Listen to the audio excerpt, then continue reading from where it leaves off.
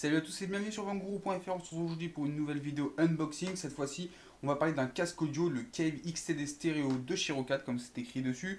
Donc rapidement sur la boîte, comme d'habitude, les infos principales sur la gauche, un son en stéréo, un micro détachable, et on met en avant le confort. Shiro 4, on reviendra après pourquoi le confort est mis en avant.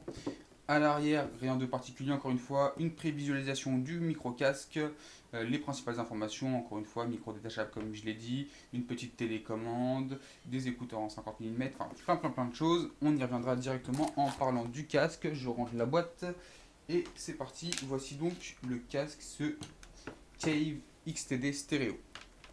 Alors, on va commencer par le câble. Donc, c'est du double jack, hein, tout ce qui est plus classique, un rose, un vert. Rien de particulier à noter dessus. Le connecteur est un peu designé, comme vous le voyez. Voilà, ça donne un bon grip, voilà, mais sans plus quoi. C'est intéressant. Le câble, ensuite, comme vous le voyez, il est très épais, en caoutchouc bleu. C'est un espèce de caoutchouc un peu mat. Très résistant d'ailleurs, j'ai déjà pu tester, j'ai déjà pas mal joué avec le câble, j'ai déjà à peu près 5-6 heures de jeu avec. Donc j'ai pu me faire une petite idée, le câble est assez résistant, j'ai déjà roulé dessus, assez résistant, pardon, j'ai déjà roulé dessus avec ma chaise, il n'y a eu aucun problème. On retrouve une petite télécommande avec un on-off, une petite molette pour le son. La télécommande est complètement en plastique, 100% en plastique. Donc c'est pas très esthétique, mais au moins c'est très léger, on ne la sent pas du tout en fait. Donc ça c'est plutôt un bon point, la télécommande est vraiment extrêmement légère. Au niveau du casque en lui-même, on retrouve donc des écouteurs de 50 mm. Hein. C'est pour ça qu'en fait le casque donne vraiment cette impression d'être massif. Ce qui fait un peu peur au début, on peut se dire ouais, ça va être lourd, on y reviendra après, mais vous allez voir que c'est pas si lourd que ça. Ensuite, donc on retrouve autour des écouteurs des mousses très molles. Hein, elles sont vraiment extrêmement molles quoi. Ça vient vraiment se fondre sur votre visage. Un cerclage en plastique brillant en suivi d'un écouteur complètement en soft touch. On n'oublie pas qu'on est chez Rocat, on aime le soft touch chez Rocat. De ce côté-là, on retrouve KVXD avec le logo Rocat. De l'autre côté, on retrouve 3 lettres Rock et également du soft touch. Le plastique ici est un plastique un peu granuleux, enfin un plastique on va dire classique. Hop.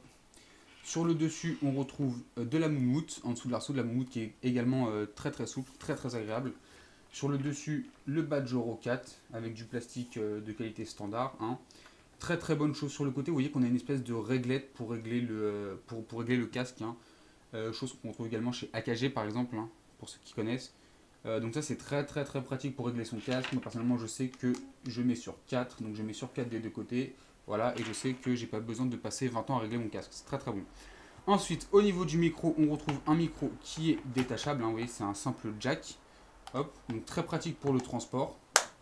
Donc câble, en plus le micro peut faire un 360 degrés, donc au moins vous êtes sûr de ne pas le casser en le repliant ou quoi que ce soit. Donc ça c'est plutôt très bon. Maintenant, au niveau de la qualité du son, j'ai oublié de dire, voilà, il y a un petit scratch qui est fourni avec pour pouvoir transporter le câble sans que ça s'en mêle partout. Donc maintenant, au niveau du son, qu'est-ce que ça donne? Alors, au niveau du son, c'est vraiment pas mal du tout en fait. Je m'attendais à pire honnêtement, mais en fait le son est vraiment pas mauvais, c'est même un bon son pour un casque gamer. N'oubliez pas que c'est un casque gamer, hein. Donc toute proportion gardée, le son est très bon. Euh, c'est surtout les basses qui sont réussites. Les basses sont présentes, elles sont pas surchargées, elles sont pas baveuses, elles sont très correctes, hein, elles sont bien définies. Pareil, les aigus ça passe bien, les médiums aussi. Il n'y a pas de grosses fautes de goût au niveau du son. Bien évidemment, si on est un petit peu pointilleux et qu'on veut chipoter un peu, on aurait aimé des médiums plus précises et des aigus plus précis aussi un petit peu. Mais sinon, sinon dans l'ensemble, ça passe vraiment très bien. Il n'y a pas trop de soucis à se faire. Le son est meilleur qu'un Sibaya V2 pour vous représenter un peu l'idée, quoi. Au niveau du micro, le micro est très correct, hein. C'est un micro standard de casque. Encore une fois, il est meilleur que le Sibaya V2 pour donner une référence, hein, parce que le Sibaya V2, tout le monde en a déjà testé un. Le micro qui est meilleur que le Sibaya V2 sans pour autant être exceptionnel, hein. Ce n'est pas non plus le micro du CRS 500, mais il est quand même très bon, il fera largement le travail. On peut voir également que le micro est assez souple quand même, hein. Donc ça c'est plutôt un très bon point, on évitera de le casser également. Maintenant, au niveau du confort. Alors, c'est là où beaucoup ont attendu Rocat au tournant parce que Rocat, on va dire que leur gros point faible c'était les casques.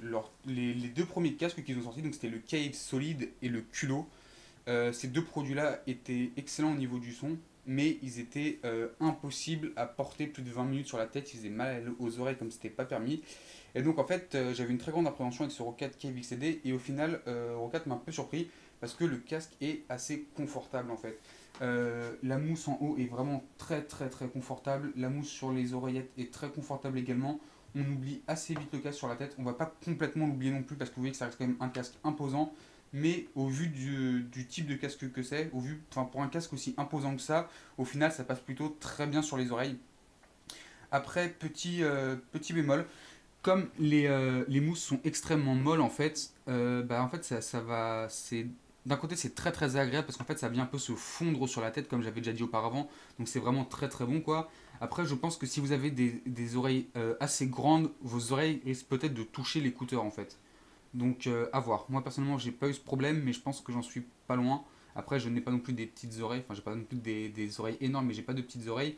Voilà, donc peut-être que si vous avez des grandes grandes oreilles, ça risque de vous gêner à ce niveau-là. Mais sinon, le confort est très très bon. Je m'attendais vraiment à moins bien et j'étais assez surpris.